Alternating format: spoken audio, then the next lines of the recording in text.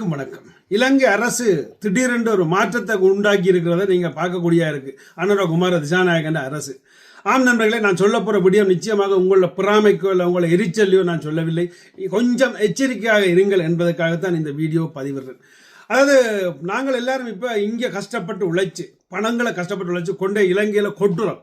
கொட்டி அங்க நாங்கள் கல்யாண மண்டபம், அடுத்தது வீடு இருக்க போறதில்லை, ஆனால் வீடு கட்ட போறோம். அப்படி பல விடயங்கள். ஏன் நாங்கள் உண்மையாக சொல்ல போனால் அங்கே செலவழிக்கிறது அதிமீறின பணத்தை கொண்டு அங்கே செலவழிக்கிறோம். ஆனால் இங்கே பார்த்த மாதிரி இருந்தால் எங்களில் ஒரு சிலர் உதவி பணத்தில் இருக்கிறார்கள், அடுத்தது களவாக வேலை செய்கிறார்கள், அடுத்தது கள்ளக்காட்டுகள் அல்லது இப்போ கள்ள பிஸ்னஸ் அந்த பிஸ்னஸ் இந்த பிஸ்னஸ் எல்லாம் செய்கிறார்கள்.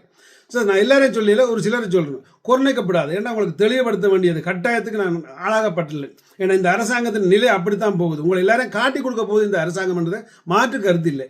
அதாவது எப்படின்னு பார்த்த மாதிரி இருந்தால் நீங்கள் அங்கே கொண்டு இன்வெஸ்ட் பண்ணுற பணம் எப்படி வந்தது, அது எப்படி உங்களுக்கு கிடைச்சது என்றதுக்கு கேள்வி. நீங்கள் 10 சிக்கன் கடை வச்சிருக்கலாம், 10 ஆஃப்லேஷன் வச்சிருக்கலாம், இல்லாட்டி 10 ஏதோ ஒன்று வச்சுக்கலாம். ஆனால் நீங்கள் இங்கே ஒழுங்காக அந்த சிக்கன் கடைகளுக்கோ அல்லது இந்த ஆஃப்லேஷனுக்கோ கணக்கு காட்டித்தான் அங்கே கொண்டு அந்த பணத்தை செலுத்தினீர்களா, அந்த பில்டிங்கை காட்டினீர்களா, அல்லது அங்கே ஒரு கடையை துறந்தீர்களா, அல்லது அங்கே இவ்வளவு நீங்கள் லட்சாதிபதியாக இருக்கிறதுக்கு என்ன காரணம் என்றதெல்லாம் ஒரு திட்டமான ஒரு முடிவு.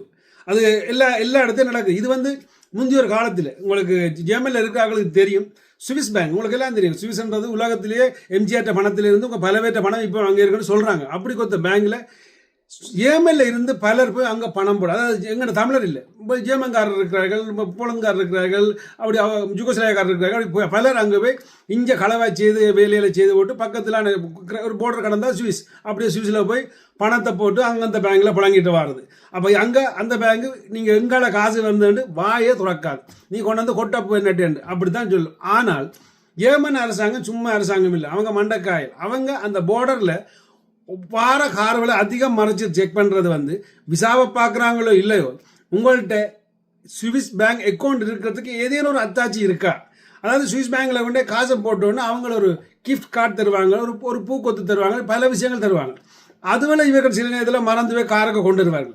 அதை கண்டுபிடிச்சி அந்த காட்டை கண்டுபிடிச்சோன்னா ஏமன போலீஸுக்கு தெரியும், ஓகே இவருக்கு அங்கே அக்கௌண்ட் இருக்கின்றது. அதுக்கப்புறம் இவரை விசாரித்து க்ளீனாக எல்லாம் பார்த்து அங்கே அக்கௌண்ட் எல்லாத்தையும் கேட்டு அந்த அக்கௌண்ட் எல்லாத்தையும் இவர்கள்ட்ட விசாரித்த பிறகு அந்த அக்கௌண்ட் பணம் எப்படி வந்தது, எங்கால உங்களுக்கு இந்த கள்ளக்காசு அதாவது சுவிஸ் அரசாங்கம் அந்த அக்கௌண்ட் கொடுக்க போறது இல்லை. ஆனால் இந்த கேள்வி மேல கேள்வியை இவருக்கு கொடுக்கும் பொழுது இவர் சில நேரத்தில் ஜேர்மனில் ஹெல்ப் எடுத்து கொண்டிருக்கலாம். ஸோ அப்படி பல விஷயங்கள் இருக்கலாம். ஸோ அதனால தயவு செய்து ஒன்று புரிஞ்சு கொள்ளுங்க, பணம் பத்திரம். ஏன் இந்த டர்க்கி நாட்டவர்கள் ஜேர்மனில் எத்தனை பேர் அங்கே டர்க்கியில் போய் இங்கே களவா, எங்களை மாதிரி தான் அவர்களும் துருக்கி நாட்டவர்கள் சொல்லுவார்கள், அவர்களும் களவா வேலை செய்து அடுத்தது பணத்தை சின்ன குருவி சேர்த்த மாதிரி சேர்த்து அங்கே துருக்கியில் போய் டர்க்கியில் போய் பெரிய பெரிய பில்டிங் எல்லாம் கட்டி பணக்காரராக இருக்கிறார்கள். அவர்கள் எல்லாம் கடைசியாக பிச்சைக்காரர் ஆக்கினது ஜேர்மன் அரசாங்கம்.